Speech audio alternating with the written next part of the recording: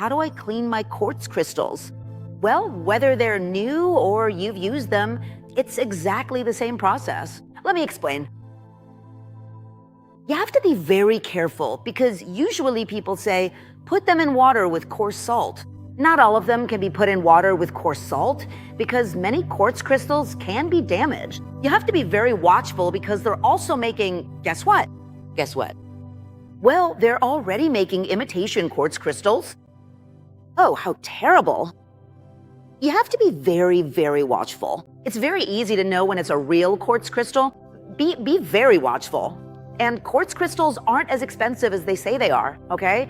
Depending. There are collector's quartz crystals that can be expensive, but sometimes they sell them to you at a very high price, and it's not like that. Keep it very clear. Here's the explanation. What are we gonna do? We're gonna leave them outdoors. Imagine you just bought a quartz crystal or you've been using it and you have to clean them every week, every 15 days, every month. Why? Because they get recharged with my energies and with other people's energies. Let's think that I just bought it. I'm gonna put it in a clay or glass or copper container in the yard, on the roof, outdoors.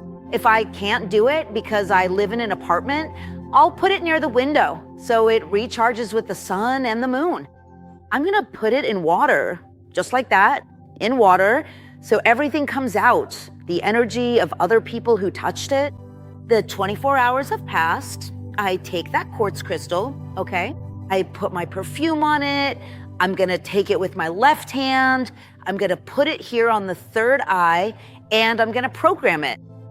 I also suggest that every time you feel recharged with your quartz crystals, your bracelets, you do exactly the same process.